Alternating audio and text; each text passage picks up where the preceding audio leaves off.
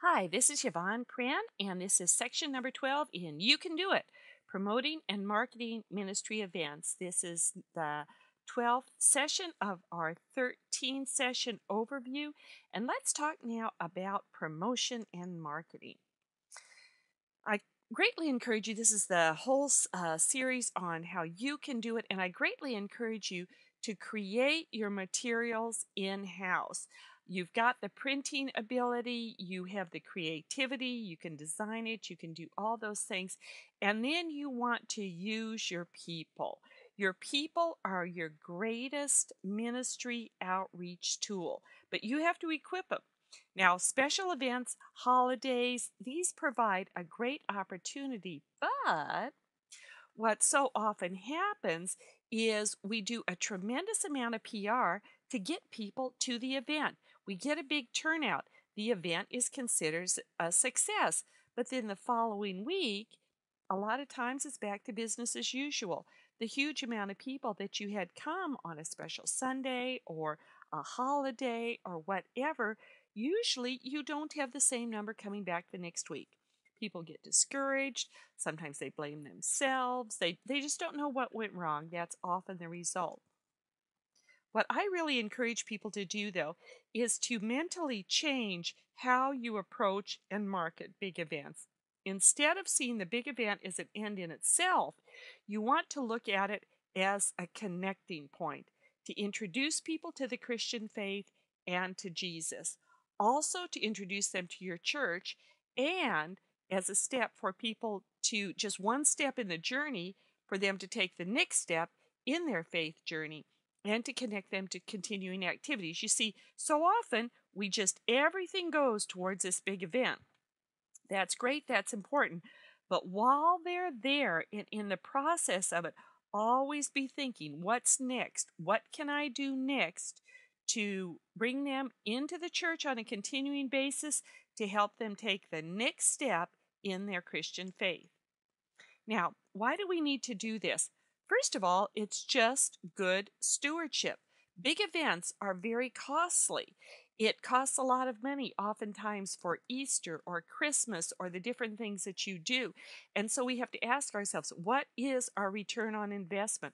Also, it's just really good evangelism to think long term when you do these events, because you see, the church, faith, Jesus, all of these things are really new to people. And so just one exposure isn't enough. Some current studies have shown that it takes at least 7 exposures to the Christian faith for people to make a decision. Because for a lot of people, remember, we don't live in a world where people know the Bible, where they know the reality of the Christian faith. They might hear a lot of stories, or they might, whatever. We live in a world where anything goes in religion. And for people to come into your church and hear Jesus is the only way to God, and we can historically show you how he rose from the grave. We can show you why you can trust the Bible. Some of these things they're brand new ideas to people.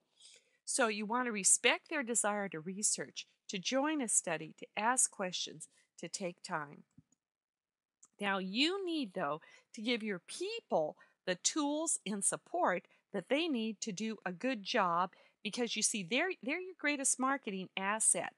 You want to provide digital tools. Be sure that your websites, your blogs, your email, that all of these things really support your people. You can provide inspirational bulletin inserts that you can give to people, and I'll show you an example of one in a minute. You can provide them with invitation cards, postcards, door hangers, things like this, before, after, whatever, that they can use to follow up. Now, I'm going to show you how this works out in practice by using Easter as an example. Before you start your print marketing and that kind of thing, start out with your website. This can be just a section on your website, or it can be a blog. Remember, just in the previous session, I told you how easy it was to do a WordPress blog. Again, it's free. Maybe you just do something where, Jesus is the reason for the Easter season.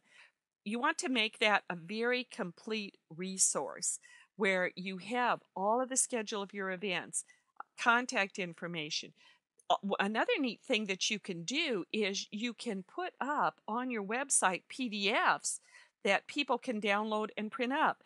Invitations, postcards, invitation cards, all those kinds of things. Most people today have a good inkjet printer at home, so provide materials that they can personalize, they can print out and give to their friends. Provide links to apologetic and evangelistic resources, something that people can go to. Okay, we say that Jesus is the reason. Well, who is Jesus? And tell me about his life and all these kind of things. Make your website a resource for any question that people have, and do that first. Don't try to play catch up. That's one thing that's really scary. Having something that says under construction or come back for more or whatever, that just doesn't cut it in today's digital world. It has to be there. It has to be available, because if people can't find it, if they can't get what they want the first time around, chances are they won't come back. Okay, bulletin inserts. This is kind of a neat thing, and I will have it available on my site. It's on my website right now that you can download, and people have done great things with this. They've used it on their websites. They've put it on the cover of newsletters. They made it into little tracts. But the whole thing is, it's designed to get people concerned about their friends. Let me just read it to you. Here's a great idea. Invite your friends to church this Easter season, or 4 reasons why I should bother to pray, ask, and remind people to come when I'd rather just relax and sit around munching the ears off chocolate bunnies. Well, here are the reasons. Life is scary and all kinds of stuff goes on. People are lonely. Everybody needs a purpose. And then probably the most important thing is we're all going to live forever. Most people believe that today. The question is, if you're going to live forever, what neighborhood will you live in? And we know that Jesus promises us that those who believe in him will live forever in the neighborhood of joy and light, purpose and companionship with loved ones. But Jesus does not force anybody to live in his neighborhood. And if we don't choose to live in Jesus' neighborhood, our eternity will be one of darkness. And so this is something that you can do, that you can give to people. And then on the back side of it, have them make a list of people they want to invite to church events. Get them praying for these people, that their hearts will be open, that they will have that time blocked out for free. And I will be putting on my site, if I don't have it by the time that you see this, variations of this for all of the different holidays. And please feel free. Anything that I have on this site that I use for an outreach thing or whatever, modify it for different holidays or whatever. The whole point is you just want to start getting your people involved.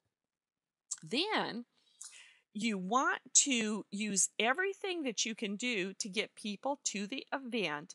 But once they're there, just attendance at, say, your Easter week activities, using this as an example, Christmas, and anything could fill in here.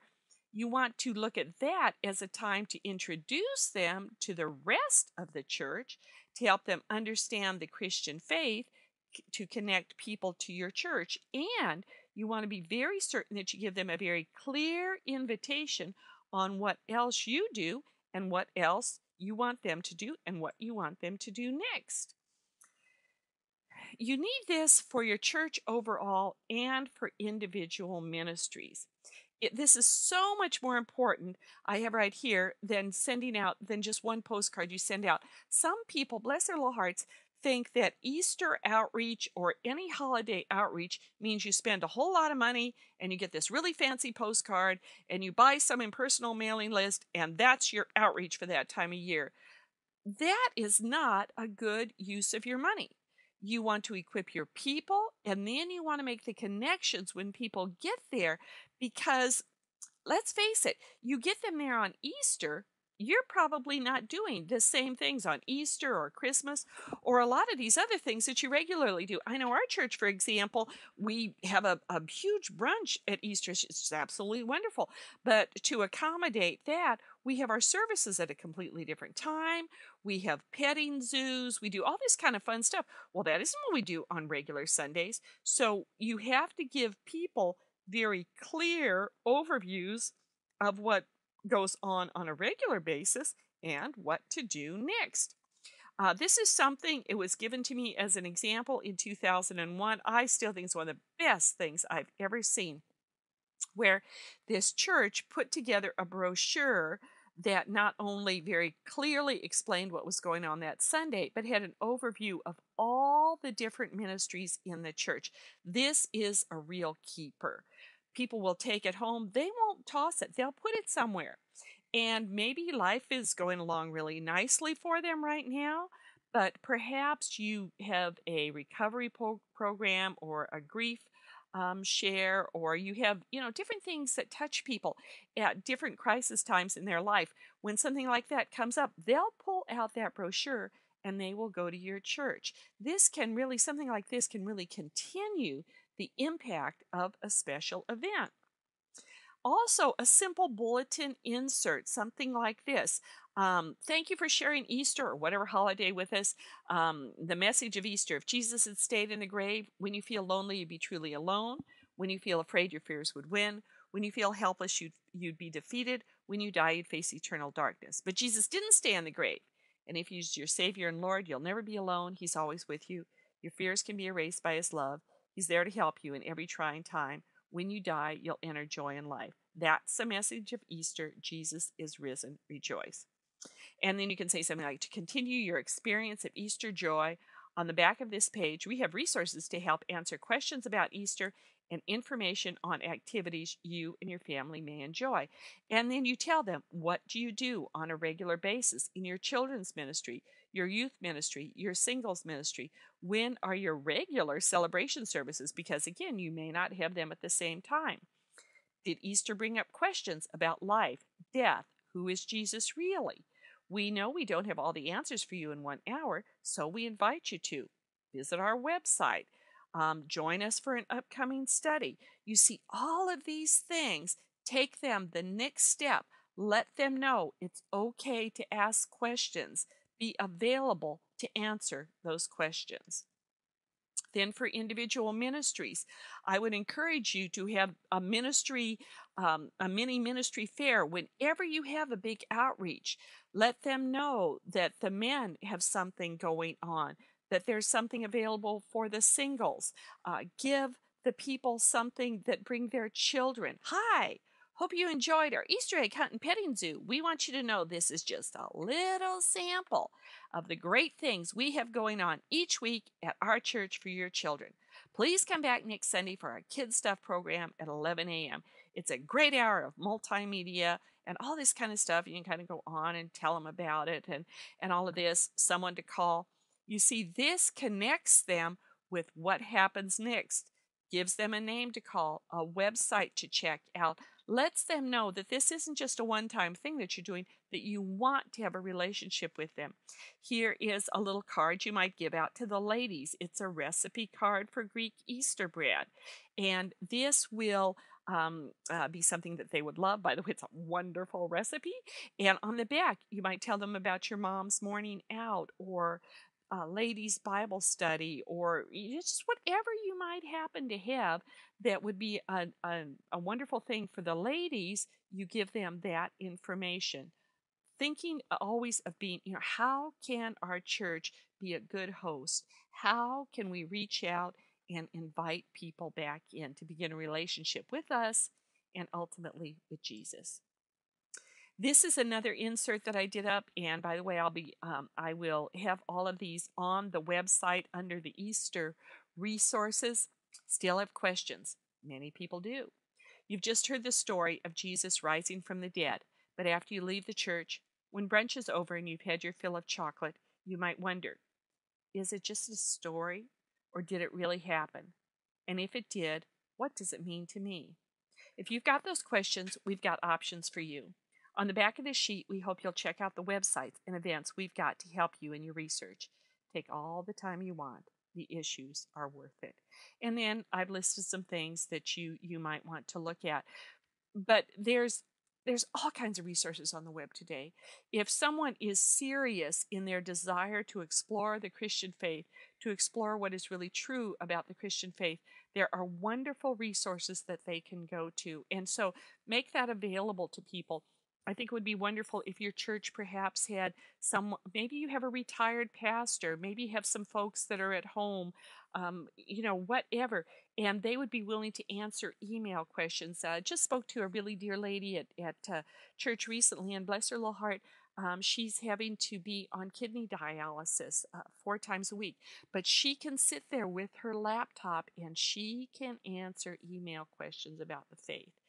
There are so many wonderful ministry opportunities that we can give to our people, that we can invite people to reach out to. We just have to think about them.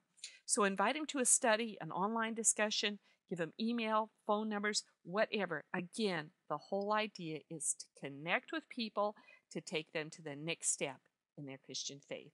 You see, that's what church marketing and outreach, that's what it's all about. Now, section 13 is just a little wrap up, what to do next, and some final encouragements on you can do it, creating effective church communications.